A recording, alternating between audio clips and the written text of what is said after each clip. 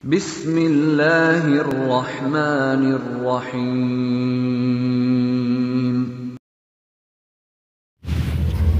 Bismillahirrahmanirrahim. Alhamdulillahirabbil alamin. Wassalatu wassalamu ala Rasulillah wa ala alihi washabihi ajmain. Kita hidup ini ada maksud.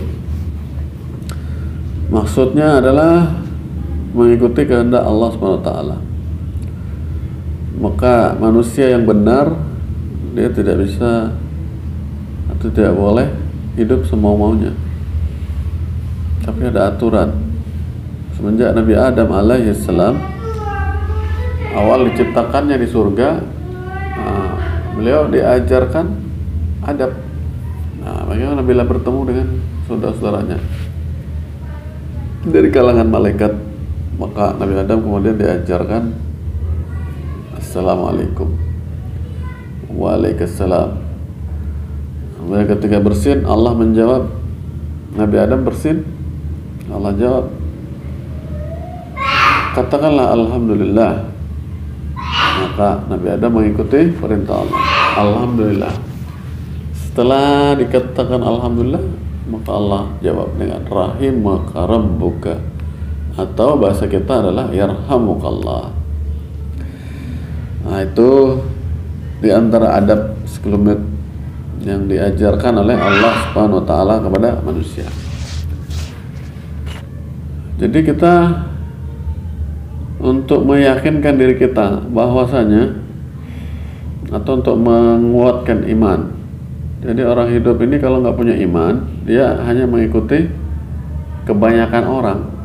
Kebanyakan orang yaitu trennya. Sekarang orang buat rumah model begini, maka dia ikut model begini. Berubah model lagi, 10 tahun lagi, maka dia ubah rumahnya menjadi model seperti yang berlaku. Begitu pula kendaraan, begitu pula gaya hidup, gaya makan. Nah, semua akan diikutkan kepada tren. Sebetulnya siapa yang membuat tren? Nah, jadi kita hidup ini kalau nggak punya iman, sepanjang waktu kita akan ikut dengan tren, dan tren ini tidak membuat kita bahagia. Kalau ada duit saja, duitnya bisa habis untuk mengikuti tren. Kalau nggak ada duit, jatuhlah dia ke dalam hutang. Banyak cerita orang yang punya harta dengan kerja kerasnya, gara-gara dia mengikuti nafsu untuk ikut tren, akhirnya harta yang sudah dia kumpulkan habis untuk mengikuti tren tersebut. Maka Allah Subhanahu wa taala memberikan bekal kepada setiap nabi, yaitu sejarah bahwa awal penciptaan itu kayak apa. Nah, setiap nabi akan menyatakan atau menyampaikan kepada manusia, kita ini diciptakan begini. Kehendak Allah kepada kita adalah agar kita menyembah Allah SWT, melakukan sesuatu karena Allah SWT. Jadi setiap perbuatan kita ini ada nilai akhirat. Kasih uang, cari uangnya ada nilai akhirat. Cari uangnya dengan nilai halal, dengan cara halal, maka ketika cari uang kita dapat pahala. Kenapa? Mengikuti kehendak Allah, yaitu cari yang halal. Kemudian membelanjakan hartanya juga dengan cara yang dituntun oleh Nabi Muhammad SAW. Maka bila kita mengeluarkan harta sesuai dengan tuntunan, maka mengeluarkan harta itu juga jadi pahala kita. Hari ini kita tak banyak diajarkan tentang sejarah yang sudah dipentingkan oleh para nabi untuk disampaikan kepada manusia agar iman manusia ini menjadi kuat.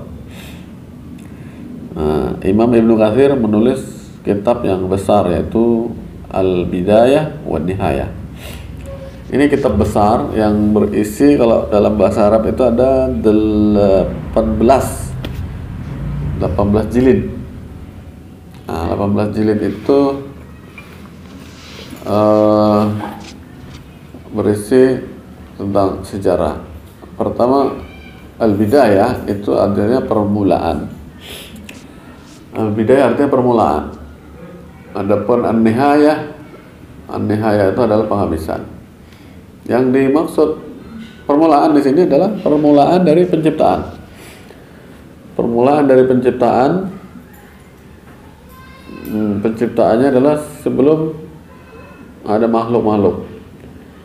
Ada pertanyaan seorang sahabat, ya Rasulullah, aina Allah qabla kulli syai'? Qabla kulli syai'. Ya Rasulullah, di mana Allah sebelum ada segala sesuatu? Ini pertanyaan bagus. Akhirnya dijawab oleh Rasulullah SAW, kan Allah walam yakun syai'. Allah sudah ada dan yang lain belum ada. Maka kemudian Allah SWT mulai penciptaan dengan menciptakan al-qalam. Apa itu al-qalam? Al-qalam itu adalah alat penulis dari Allah SWT. Jadi al-qalam ini kemudian mengikuti perintah Allah SWT. Maka al-qalam diperintah, wahai qalam, tulislah olehmu. Ditulislah oleh al-qalam. Al-qalam bertanya, "Madza aktub ya Rabb?" Apa yang aku tulis ya Rabb? Maka al-qalam bertanya seperti itu. Allah SWT menjawab, "Uktub ma huwa kainun ila yaumil qiyamah." Tulislah apa yang akan terjadi sampai hari kiamat. Maka al-qalam menulis semua yang dituntut oleh Allah SWT sampai terjadi hari kiamat. Ini baru tulisan, sebuah rencana yang menjadi grand planningnya Allah SWT, rencana besar untuk kehidupan ini. Kapan itu waktunya dibuat? Nah, setelah selesai menulis rencana-rencana ini, masih ada waktu tenggang 50.000 tahun. Baru kemudian Allah mulai penciptaan langit dan bumi. Langit dan bumi diciptakan dalam waktu 6 hari. Dalam tafsirnya ada hadis menyebutkan penciptaan langit menggunakan waktu 4 hari, adapun penciptaan bumi memakan waktu 2 hari. Maka ada yang mengatakan diciptakannya langit dan bumi dimulai pada hari Sabtu dan habis pada hari Kamis, sehingga hari Jumatnya merupakan hari bebas, hari libur. Maka kalau di Arab, hari libur untuk orang Islam itu negara-negara Arab adalah hari Jumat. Wallahu a'lam. Kemudian diciptakan langit dan bumi, kemudian Allah ciptakan lagi makhluk yang menghuni daripada bumi. Itu 2000 tahun sebelum penciptaan Nabi Adam alaihissalam. Nah, mereka adalah para jin yang membuat kerusakan di muka bumi ini dengan menumpahkan masing-masing darah masing-masing, yaitu satu sama lain saling berperang, berebut dunia. Maka ketika Allah SWT berfirman, wa idh qala rabbuka lil malaikati inni ja'ilun fil ardi khalifah, ketika Allah mengatakan kepada para malaikat, sungguh aku akan menjadikan khalifah di muka bumi ini. Maka malaikat menjawab, ataj'alu fiha may yufsidu fiha wa yusfiku dima. Apakah engkau akan menjadikan lagi ya Allah may yufsidu fiha, mereka yang membuat kerusakan di bumi, wa yasfiku dima, dan saling menumpahkan darah masing-masing, saling berperang. Wa nahnu nusabbihu bihamdika, padahal kami ini makhlukmu sudah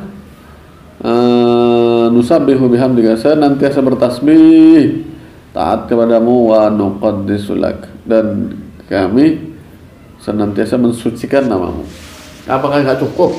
Malaikatnya agak cemburu nih. Begitu mau diciptakan khalifah lagi di muka bumi. Kami kan bisa jadi khalifah kalau memang mau. Maka Allah jawab, ini a'lamu ma la ta'lamun. Aku mengetahui apa yang tidak kalian ketahui. Kemudian Allah ciptakan Nabi Adam alaihissalam. Nah, diciptakannya Nabi Adam, di dalam Al-Quran disebut lima khalaqtu biyadayya, yang aku ciptakan dengan kedua tanganku. Jadi dalam hadis disebutkan bagaimana Allah SWT mengambil tanah dari bumi. Tanah ini dari beberapa jenis tanah. Ada yang berwarna putih, ada yang merah, ada yang hitam, ada yang kuning. Dari situlah muncul perbedaan warna kulit manusia. Ada orang yang berkulit putih, ada yang berkulit kuning, coklat, hitam, merah. Itu kata dalam hadis. Nah, cerita tentang diambilnya tanah ini juga ada kisah juga. Seorang malaikat diperintah oleh Allah SWT, datanglah ke bumi, kau katakan kepada bumi, aku mendapat perintah untuk mengambil bagian darimu, mau dijadikan manusia oleh Allah Ta'ala, manusia yang akan menghuni bumi nanti. Maka bumi mengatakan, tidak, jangan ambil apapun dari tempatku, aku tidak suka.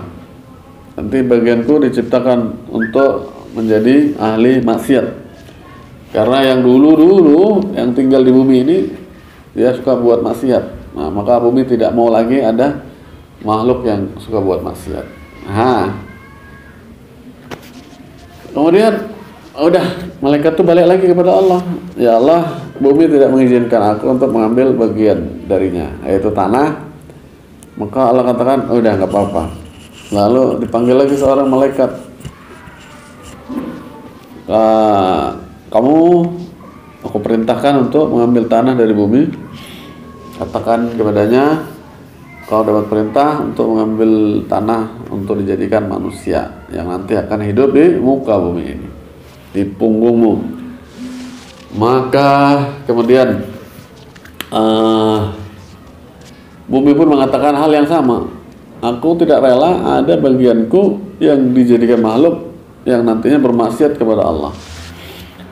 Maka malaikat tadi mengatakan, ini merupakan perintah Allah, perintah yang paling agung, yaitu perintah Allah. Kau dapat izin, kau kasih izin atau tidak kau kasih izin, saya tetap ambil. Diambillah tanah itu, dibawa kepada Allah SWT. Ini Allah, tanah yang kau minta. Maka Allah bertanya, apakah bumi mengizinkan? Sebenarnya bumi tidak mengizinkan.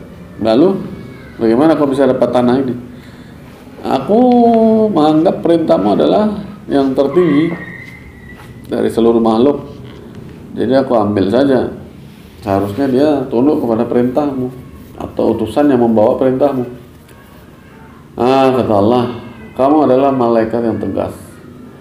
Nanti dalam kehidupan manusia kamu akan saya tugaskan untuk mengambil nyawa mereka, yaitu bertugas mematikan. Maka malaikat itu mengatakan, ya Allah, apakah mereka tidak menyalahkanku nanti dengan kehilangan keluarga mereka? Maka kata Allah, kamu tidak usah khawatir disalahkan manusia. Aku akan membuat cerita bagaimana mereka mati nanti. Maka hari ini tak seorang pun manusia menyalahkan malaikat yang bertugas mencabut nyawa tadi. Coba kalau dibilang, ayah saya baru meninggal ya, kira-kira ditanya, kenapa meninggal ayahnya? Israel itu gara-gara. Nggak ada orang jawab begitu. Pasti kena kanker, kena diabetes, kena apa macam-macam. Inilah siasat Allah kepada manusia agar mereka tidak menyalahkan malaikat. Padahal sesungguhnya kehidupan itu sudah diatur dan kematian juga sudah diatur. Tapi manusia dilalaikan dengan mata mereka. Seakan-akan penyakit itulah yang mematikan mereka. Padahal berapa banyak orang sakit, bertahun-tahun dia sakit, nggak mati-mati. Sedangkan yang rawat dalam keadaan sehat, dia mati duluan. Ada juga paman saya stroke bertahun-tahun, nggak mati-mati juga, sampai 13 tahun baru meninggal. Selama 13 tahun beberapa dari keluarga kita ini mati tanpa ada sakitnya. Itulah maka malaikat itu diberi tugas untuk mencabutnya manusia. Nah, kalau kita mengenal nama-nama malaikat, di antaranya adalah malaikat Israel. yang mencabut nyawa manusia. Kemudian Nabi Adam alaihissalam diciptakan oleh Allah SWT dengan tanah yang dicampur dengan air, diaduk-aduk oleh Allah, kemudian dicetak menjadi sebuah patung yang belum ada nyawanya, patung dengan wajah yang paling tampan. Yaitu Allah menciptakan manusia yang pertama itu dengan sebaik-baik bentuk, wajahnya paling tampan, fisiknya paling sempurna. Setelah ditiupkan ruh, barulah dia hidup. Tanah itu berubah menjadi daging, kulit, tulang, otot, ada darah yang berasal dari air. Itulah kemudian hidup di surga. Hari penciptaan Nabi Adam itu hari Jumat pada waktu asar. Pada waktu asar. Karena satu hari di surga atau di akhirat itu setara dengan 1000 hari di bumi, maka Nabi Adam ini tinggal di surga selama 250 tahun di hitungan bumi. Tapi kalau dihitung di surga itu hanya seperti waktu asar menuju waktu maghrib. Waktu maghrib Nabi Adam dikeluarkan dari surga. Nabi Adam diberikan usia 1000 tahun di muka bumi. Allah katakan, engkau kuberi umur 1000 tahun, kuberi kesempatan hidup 1000 tahun di muka bumi. Kemudian setelah itu Allah nampakkan kepada Nabi Adam keturunan-keturunannya. Kalau hari ini kita mungkin punya layar komputer, ada slide itu, si anu. Allah punya cara untuk menampakkan kepada seseorang bagaimana menampakkan keturunan-keturunannya. Ternyata ada satu orang keturunan yang wajahnya itu bersinar. Ini siapa ya Allah? Ini keturunanmu yang bernama Daud. Berapa dia umurnya di muka bumi? Maka kata Allah 60 tahun saja. Ya 60 tahun, betapa pendek umurnya. Tambahkanlah jadi 100 biar agak lama. Kata Allah, nggak bisa. Apa yang sudah kuputuskan tidak bisa diubah lagi. Maka Nabi Adam mengatakan, kalau begitu ambilkan dari umurku 40 tahun, tambahkan kepada dia sehingga umurnya genap menjadi 100 tahun. Maka Nabi Daud alaihissalam hidup selama 100 tahun di muka bumi. Karena tim tambah 40 tahun dari kakeknya yang bernama Nabi Adam alaihissalam. Sehingga dengan demikian Nabi Adam dikurangi umurnya 40 tahun, sisanya hidup di muka bumi ini selama 960 tahun.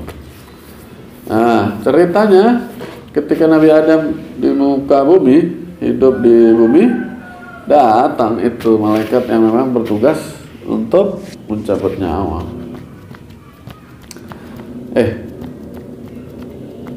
Kau sudah datang rupanya, kata Nabi Adam. Iya. Ada kerjaan apa? Ya, aku punya kerja. Cabut nyawa. Nyawa siapa? Nyawa kamu. Nggak salah. Umur saya ini kan 1000 tahun. Sekarang baru 960. Kata malaikat tuh, aku dapat perintah Allah hari ini. Kau kujemput.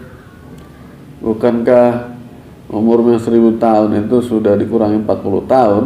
Kau hibahkan kepada keturunanmu yang bernama Daud nanti. Maka Nabi Adam ingat, oh iya, lupa aku. Maka Rasulullah SAW ketika menceritakan ini, nasya Adam wa nasya dzurriyyatuh. Telah lupa Nabi Adam alaihissalam sehingga keturunannya banyak yang jadi pelupa. Nanti janji begini dia lupa. Ini warisan dari Nabi Adam alaihissalam. Karena Nabi Adam sendiri udah kasih umur 40 tahun kepada Nabi Daud, dia lupa. Diambilkan dari umur dia. Maka meninggal Nabi Adam alaihissalam itu pada usia 960 tahun. Gimana cara memandikan, cara menguburkan? Itu kemudian anak-anak Nabi Adam ini bingung gimana caranya. Maka Allah SWT kirimkan para malaikat untuk mengajarkan kepada mereka cara mengurus jenazah. Bawakan kain kafan. Nah, kain kafan ini sebelumnya dimandikan dulu jenazahnya. Setelah dimandikan, anak-anak Nabi Adam nonton sambil mempelajari apa yang dilakukan oleh para malaikat ini. Setelah dimandikan, kemudian dikafani, kemudian disolati, lalu dikuburkan. Maka sampai hari ini begitulah cara kita mengurus jenazah. Ini sudah pelajaran ribuan tahun, bukan karangan Nabi Muhammad Sallallahu Alaihi Wasallam. Jadi sudah ribuan tahun ini pelajaran kita terapkan. Beginilah cara Allah mau kita mengurus jenazah. Nah, jadi kemudian Nabi Adam alaihissalam diberikan istri oleh Allah SWT yang namanya Siti Hawa, secantik-cantik wanita selama dalam sejarah manusia ini. Yang paling cantik yaitu Siti Hawa, istrinya Nabi Adam alaihissalam. Karena ciptaan pertama Allah sempurnakan semuanya. Nah, sampai kemudian ada wajah-wajah pesek macam kita orang Indonesia ini, ya. Betulnya kita ingin mancung ya, tapi gimana lagi? Allah ingin menyempurnakan. Dikasih mancung, dikasih pesek, ada yang berwajah bulat, ada yang kotak, gitu. Itu kisah Nabi Adam. Nanti akan terbagi banyak lagi. Kalau ketika di surga, bagaimana Nabi Adam akhirnya ditipu oleh setan melalui istrinya. Akhirnya dia melanggar larangan Allah, sehingga dengan melanggar larangan Allah itu kemudian ya dan istrinya diturunkan ke muka bumi. Nabi Adam diturunkan di India, pokoknya di tanah India, entah India yang mana. Kemudian Siti Hawa diturunkan di Arab, di Jeddah situ. Selama 200 tahun mereka suami istri ini tidak ketemu sebagai hukuman atas pelanggaran itu. Akhirnya Nabi Adam mencari, ketemulah di padang Arafat. Jadi Arafat itu disebut Arafah, artinya bertemu. Jadi asal mula nama Arafat itu karena di situlah tempat bertemunya Nabi Adam dan Siti Hawa setelah 200 tahun berpisah. Nah, kemudian di situ ada bukit, tempat dipercayai di situ adalah tempat bertemunya suami istri Adam dan Hawa itu. Maka bukit itu disebut Jabal Rahmah. Rahmat itu artinya kasih sayang. Sayang. Di situ kemudian ada bab lain bagaimana anak-anak Nabi Adam, yaitu Qabil dan Habil, berselisih paham mengenai keputusan Allah untuk menikahkan. Mereka setiap lahir ini adalah kembaran Qabil ini cantik sekali. Maka Allah melarang seorang anak dinikahkan dengan saudara kembarnya, tapi bersilang dengan kelahiran sebelumnya atau sesudahnya. Habil, kembaran Habil ini tidak begitu cantik dan tidak dikehendaki oleh Qabil. Nabi Adam sampaikan, Allah menghendaki kalian menikahnya begini, bersilang.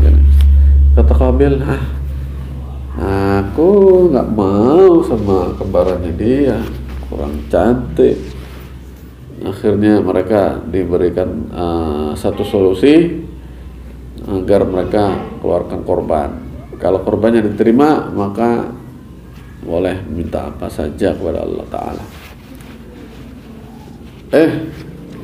Qabil tidak diterima korbannya karena dia berikan yang jelek dari hasil pertaniannya.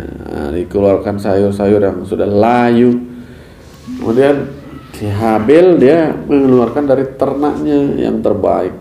Maka dikatakan oleh Allah, watlu alaihim naba abni Adam, bacakanlah kepada mereka kisah dua anak Nabi Adam. Idh qarraba qurbanan, mereka berdua mengajukan korban kepada Allah, fatuqubila min ahadihima, diterimalah satu korban dari mereka berdua, walam yutaqabbal minal akhar, sedangkan yang lain korbannya tak diterima.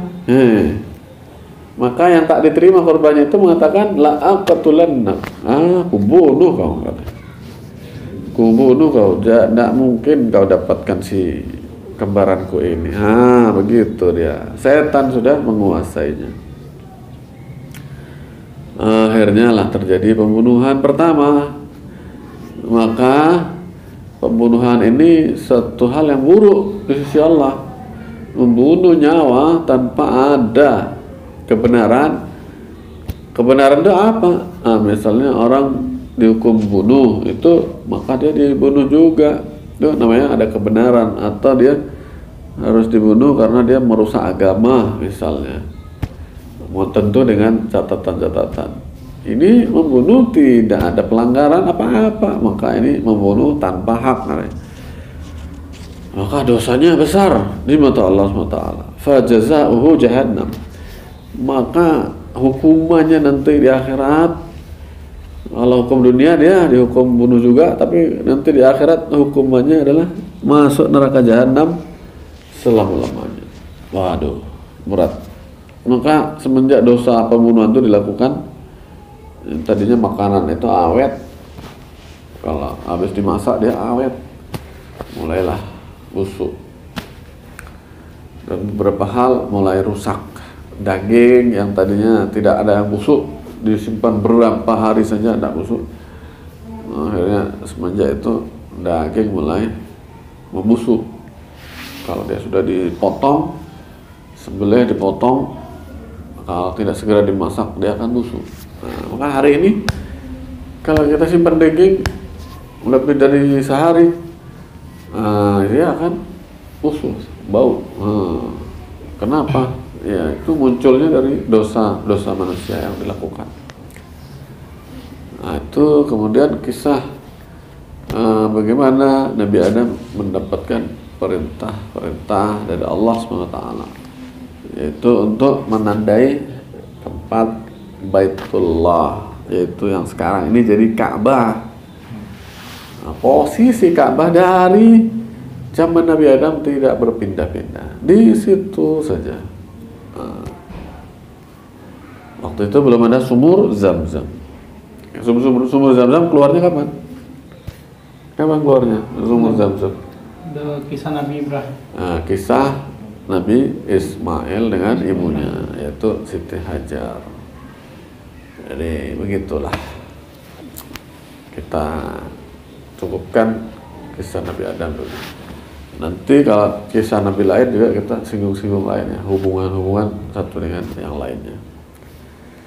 Jadi Siti Hawa itu melahirkan, ada yang mengatakan ini perbedaan informasi, 40 kali atau 20 kali. Setiap lahir 2, jadi 2 kali 20 ada 40. Anaknya berjumlah 40.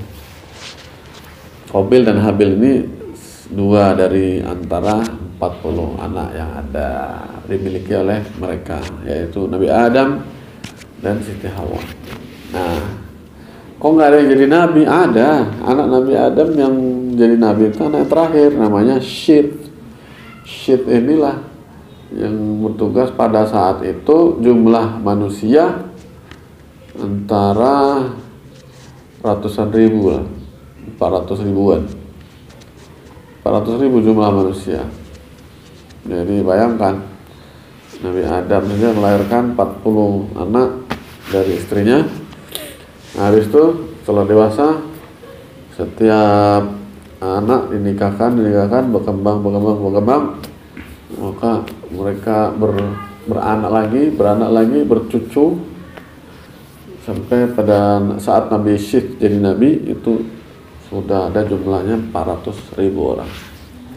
Dan 400 ribu orang itu keluarlah masalah-masalah, maksiat berkembang. Mereka lebih suka bermain-main dunia daripada beribadah, karena setan ini ada di antara kita. Nah, kalau tidak diberi peringatan, maka kita akan terus saja mengikuti syaitan. Maka dengan adanya kisah para nabi yang kita ketahui, nah, semoga kita bisa menentukan pilihan mana yang mau kita ikuti. Itulah untuk menguatkan iman. Rasulullah SAW diceritakan. Nah, di dalam Al-Quran disebut, kami ceritakan kepadamu berita-berita tentang umat terdahulu yang dapat menguatkan hatimu. Nah, mudah-mudahan hati kita jadi kuat, teguh kepada iman, tidak meninggalkan ibadah, karena kita tahu ini dulu kita begini, nanti juga akan kita begini. Dulu kita dari surga, nanti Allah ingin kita kembali ke surga. Nah, tapi yang balik ke surga ini ada catatannya, ini tidak boleh beda dengan umat-umat terdahulu yang benar. Sempat dia beda, ya jalannya belok. Nah, ya kalau beloknya ke bengkong nggak apa-apa, belok ke neraka. Nah, itulah insyaallah nanti akan ada kisah-kisah yang lain. Insyaallah. Assalamualaikum warahmatullahi wabarakatuh. Waalaikumsalam warahmatullahi wabarakatuh.